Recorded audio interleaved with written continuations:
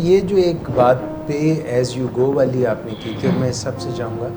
इसका एक अभी आप डेवलप कर रहे होंगे कि एग्जैक्टली क्या होगा, मगर आपके ज़हन में इसका पैराफर्नेलिया, इसका ढांचा क्या है?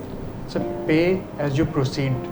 इसको सिंप्लीफाई करने के लिए पे एज यू गो कि स्टेप वाइज चलेंगे, आपसे लमसम अमाउंट नहीं ली जाएगी। पेमेंट मोड है, सर्विसेज के पेमेंट मोड होते हैं कि आप एडवांस में पेमेंट ले रहे हैं, लमसम ले रहे हैं, आप चंक्स में पेमेंट्स ले रहे हैं, आप सक्सेसफुल कंप्लीशन या कंप्लीशन ऑफ सर्विसेज पे आप पेमेंट्स ले रहे हैं। हमारा है पे एज यू प्रोसीड कि जैसे जैसे आप अपना केस चलाते रहेंगे कि हमारे लॉयर्स की वो कौन कौन सी सर्विसेज हैं जिनके लिए हम चार्ज कर सकते हैं, पहले वो डिटर्मिन होंगी, और जिन जिन सर्विसेज के लिए हम चार्ज कर सकते हैं जब वो सर्विस हम दे रहे होंगे हम उसी का ही चार्ज करेंगे। अगर हम ड्राफ्टिंग कर रहे हैं तो ड्राफ्टिंग का चार्ज होगा, आर्ग्यूमेंट की स्टेज है हम आर्ग्यूमेंट्स का चार्ज करेंगे, एविडेंस की स्टेज है एविडेंस का चार्ज करेंगे। तो ये बाइफर्केशन होगी सर्विसेज की कि किस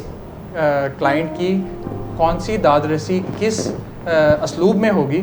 उसकी हम बाइफर्केशन करेंगे एंड उसके मुताबिक उन्हें एक पेमेंट पैटर्न बना के देंगे।